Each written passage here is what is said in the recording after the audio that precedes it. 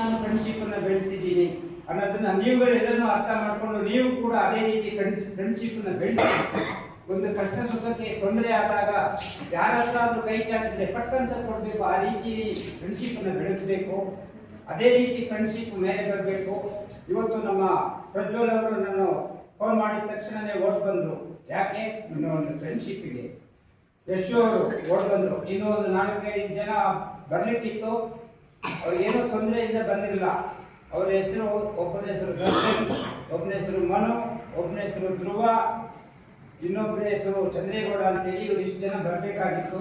ಹಾಗೆ ಪರಮೇಶ್ವರ್ ಅವರಿಗೆ ಹೇಳಿದೆ, ನಮಗೆ ಶ್ರೀಕಾಂತ್ ಅವರು ಹೇಳಿದ್ದಾರೆ ನಿಮ್ಮನ್ನ ಕರ್ಕೊಂಡು ಬರ್ಲಿಕ್ಕೆ ಅಂತೇಳಿ. ಅವರು ಕೂಡ ಹೋಗ್ಬಿಟ್ಟು ಬಂದ್ರು. ಇದು ಫ್ರೆಂಡ್ಶಿಪ್. ಒಂದು ಕಷ್ಟ ಸುಖಕ್ಕೆ ಈ ಫ್ರೆಂಡ್ಶಿಪ್ ಅನ್ನ ರಿಜಿಸ್ಟರ್ ಆಗಿ ಮಾಡಿ ಈ ಫ್ರೆಂಡ್ಶಿಪ್ ಡೇ ಅನ್ನೋದು ಆಗಸ್ಟ್ 17ರಂದು ವರ್ಷ ಪ್ರತಿದಿನ ಇಲ್ಲಿ ನಡೆದು ಒಳ್ಳೆ ಹೆಸರನ್ನ ಪಡೆಯಿದೆ ಅಂತ ಕೇಳ್ಕೊಳ್ತಾ ಇದೆರಡು ಮಾತು ಮಾತಾಡಲಿಕ್ಕೆ ಇನ್ನೊಂದು ಮಾತು ಮಾತಾಡಲಿಕ್ಕೆ ಮರ್ತ್ಬಿಟ್ಟೆ. ಈ ಗಿಡ್ ಸಂಸ್ಥೆಯಲ್ಲಿ ರಾಮೋಹನ್ ಅವರು ಇದ್ರು.